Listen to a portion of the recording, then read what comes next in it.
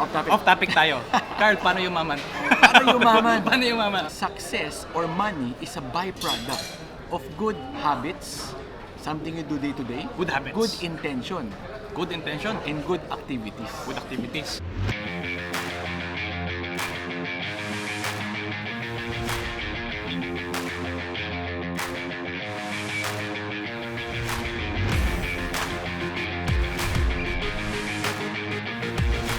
Hey, good afternoon everyone. This is Jonathan Tinoco, and today, in this episode, I have a very special guest. Yeah. So this is Carl D. Yeah, of my name is Spectrum. Yeah, Spectrum is my company. My name is Carl D. Alright, so for those Filipinos who's watching this vlog, this episode, this video, if you're looking on how to learn and how to invest into different ventures, siguro you can also start here because alam naman natin, Carl, no, sa Pilipinas, pag sinabi investing or investments, hindi siya topic sa school na pinag-uusapan most of the time. Correct. Alright?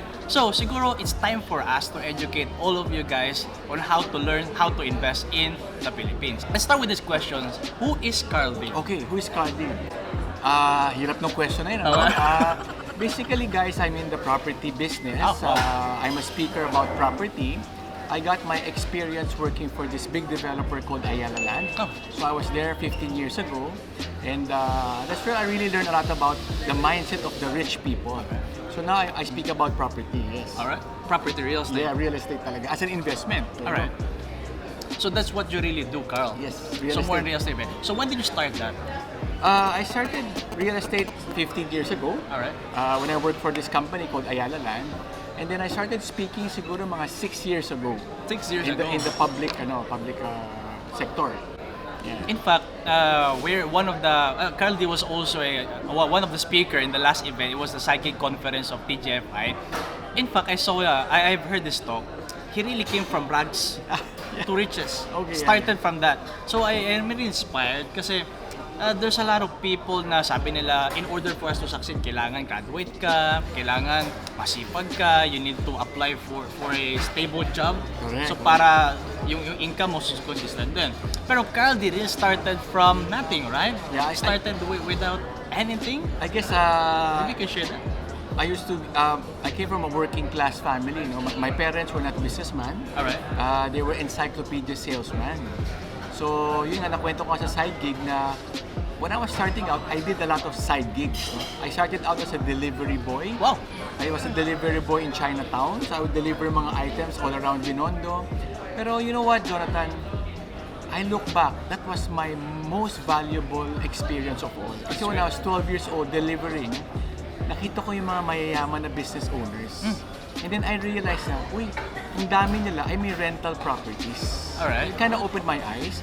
After being a delivery boy, I did a lot of side gigs. Nagbenta ako ng tissue paper, nag-join ako ng mga tiangge, mga bazaar. I even became a young professor in a computer school. Grabe, ang daming racket. Kung gusto nyo na maraming racket, Carl D. And itong racket na to allowed me to save up some money, which eventually I was able to invest hanggang sa nag-grow. Alright, Yeah. so ano yung nakapag-motivate sa'yo to move yourself on that level despite of your difficulties in the past? Motivate, Yeah. Alam mo, struggles, I guess. Alright.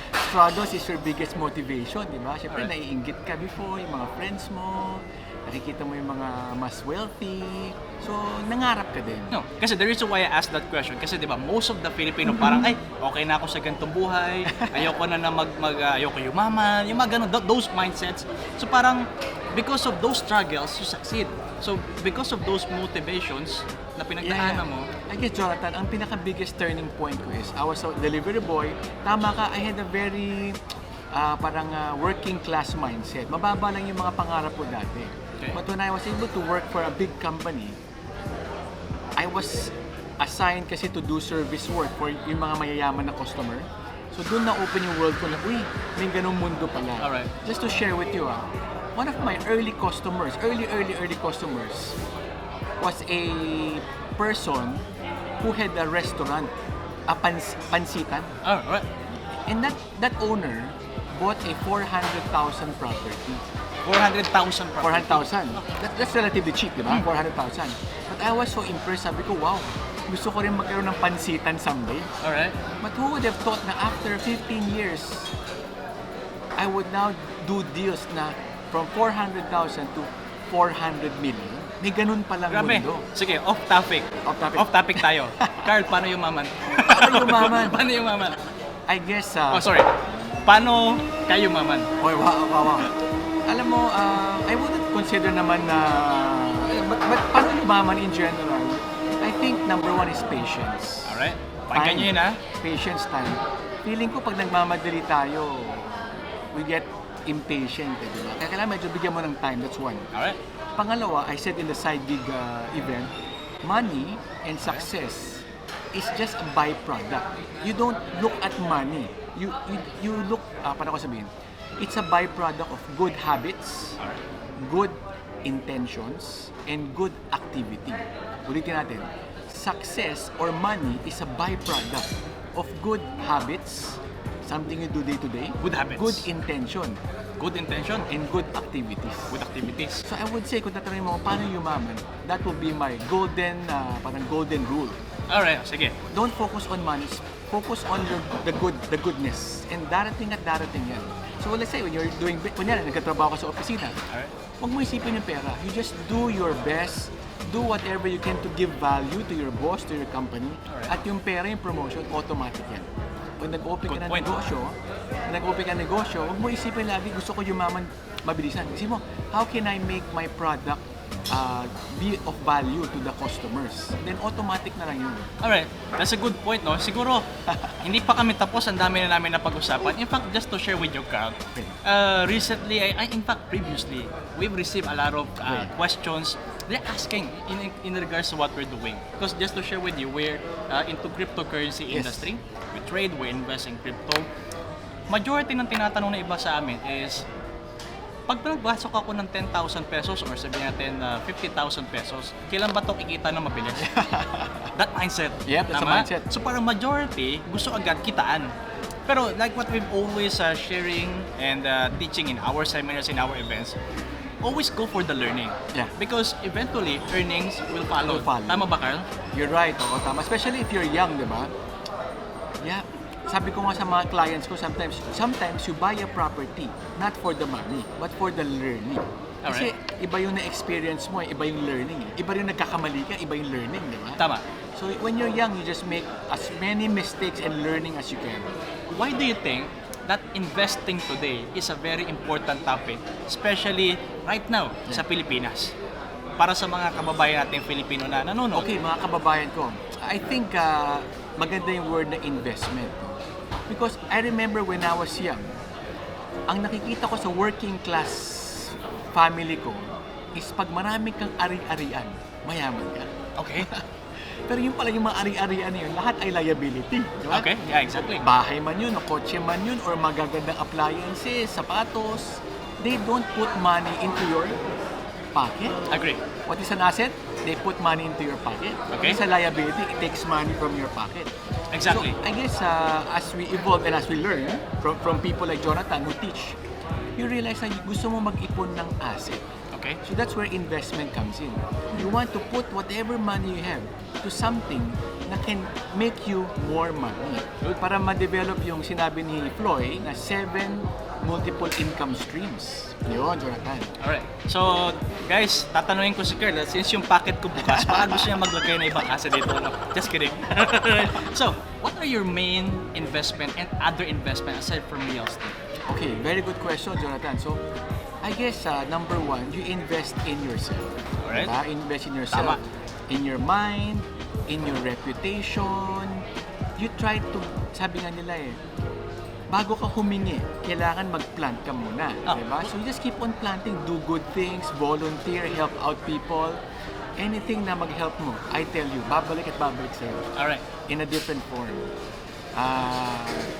This is a funny story. No? I once sat down in a coffee shop like you Alright. and helped a guy who after a few years made an IPO. And he surely gave back the favor. Oh, good. Nakakatuwa. Great. Napaka-blessing. Baka ko na yung kasunod dun, ha? So invest in yourself, in your education, in your reputation, in your name. That's number one. Number two, invest financial na to. I'm mostly into real estate. Oh, good. Yeah.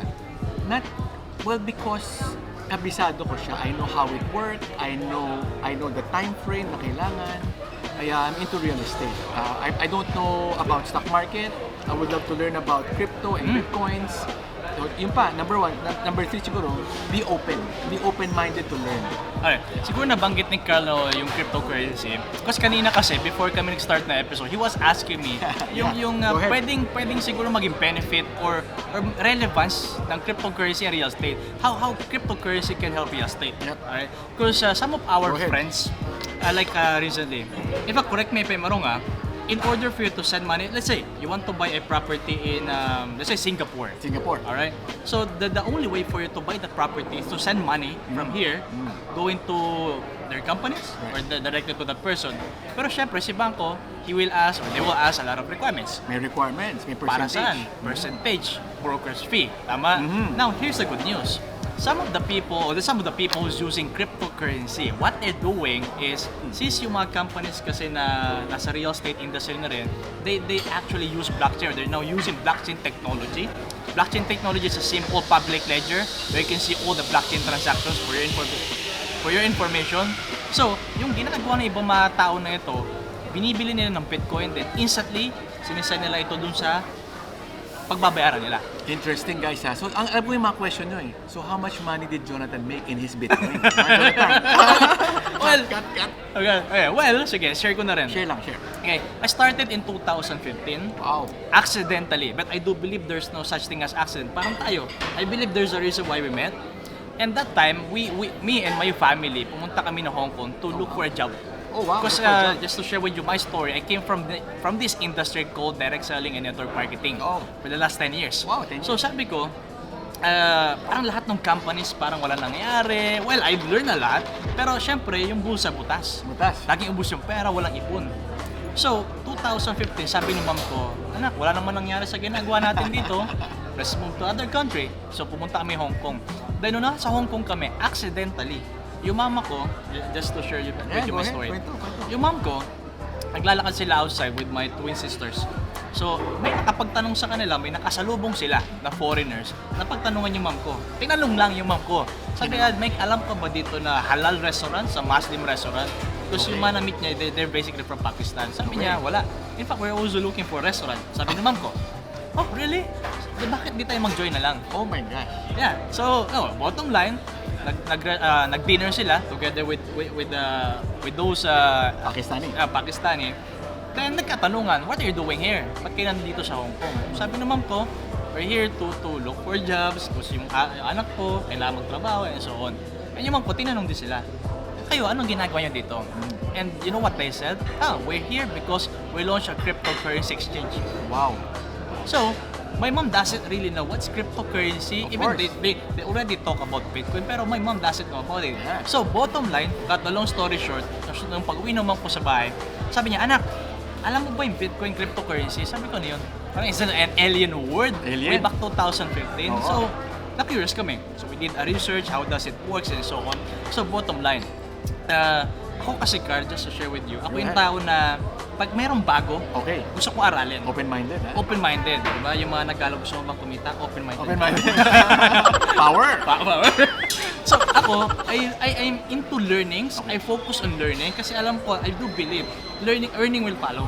So sabi ko, ano tong technology na to? Bakit siya, ano yung Bitcoin? What is this cryptocurrency? Then, pag-type ko sa Google, ang dami na lumabas na iba't ibang informations, mga useful topics. So bottom line, from 2015 to 2017, yung aral na life ko, o aral stage ko yun. Alright? How much was Bitcoin nung 2015? Oh, yeah, that's a good question. Yeah. That time, it was only 10,000 to 15,000 pesos. I bought some. And today, 2019, it was around 500,000 pesos each. Wow. That's huge. Pero wala akong ganong karaming Bitcoin that time. Okay. Ilang 100,000 ang binili mong Bitcoin? Hindi naman. Sige, just some few. Because for me, it's more on learning. Learning lang. Because I want to know how it works. Like you, di ba? I'm sure hindi ka naman agad pumasok sa real estate. Definitely Tapos, not. you focus on earnings. Siyempre, learnings. Oh, yeah. Exactly. So, nung time na yon, 2017, sabi ko, and me and my wife, sabi ko, why don't we start an academy that will educate and help Filipinos on how to move themselves to the next level para ang mindset natin, hindi lang trabaho, tapos sahod, tapos yung pera na nasasahurin mo, papambayad mo ng utang. So that routine, tama, using this technology. I think guys, if you want to learn about crypto, Jonathan is the best person kasi talagang he lived through it. And he was there during the early stages. Kaya, look at me, kumakapit ako dito sa matalino na to because I want to learn from this guy. Because gusto ko rin magkaroon ng Bitcoin. Tama, may turuan kita. So, okay, here's the next thing, alright? Siguro, since we're talking about digital world or internet, bakit importanteng gumamit ngayon ng internet? Ay, nako. Especially if you're an entrepreneur or businessman. You know guys, in every generation, there is something na parang what you call it, parang bago that will propel your success, di ba? Ano bang meron?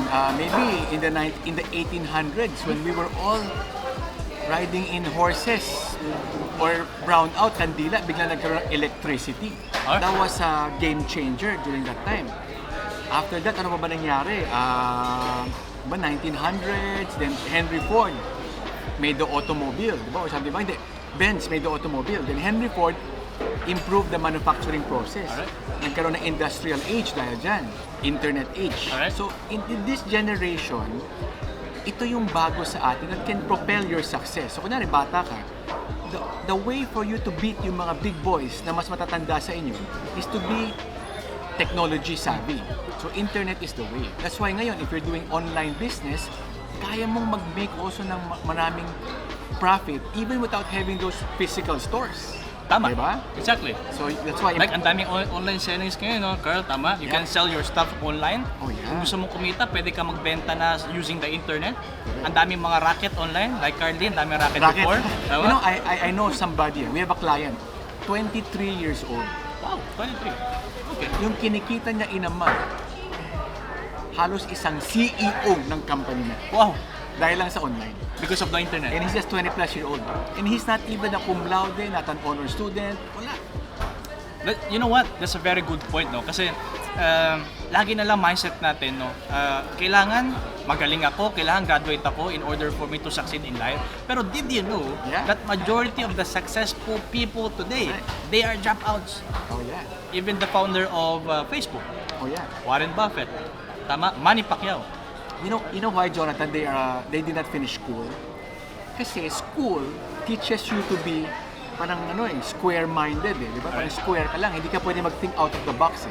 And these people like Facebook, Mark Zuckerberg, diba? In Japsia, they think out of the box. They try to solve problems in different angles.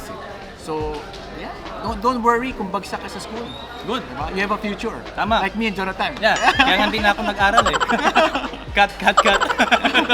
No, yeah, that's a good point. No. So siguro ang dami namin topic. Siguro last few questions na lang. Different types of investments para sa mga Filipino na dapat magkaroon sila for them to have income. So to all the followers and fans ni Jonathan, if there's one thing na ma-share ko sa inyo is property related, is develop assets that gives money to your pocket. No? And property is one of the most tested historically. 100 years, walang nagbago. Basta meron kang paupahan, you get money every month. Alright. Diba? Basta yung paupahan mo, maganda, malinis, there's good value, tuloy-tuloy mag-rent yung mga tao sa iyo. So, yun ang maiiwan ko sa inyo. Save your money, then buy something that gives you cash flow.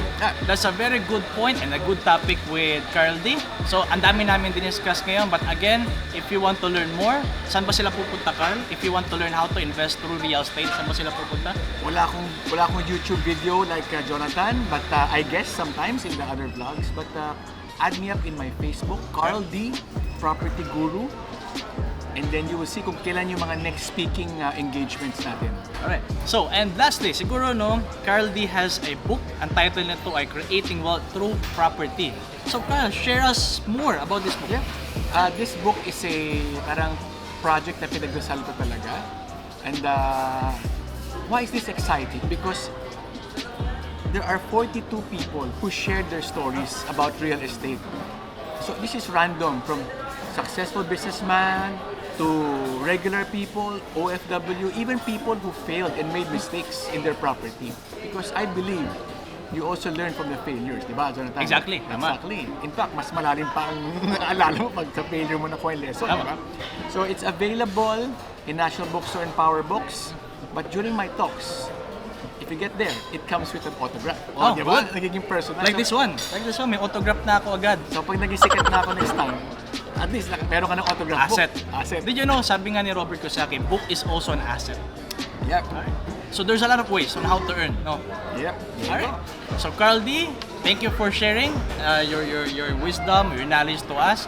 At sa mga nanonood, if you think nakatulong ang video na ito, don't forget to hit like, share, and subscribe. Thank you for watching. See you on the next episode.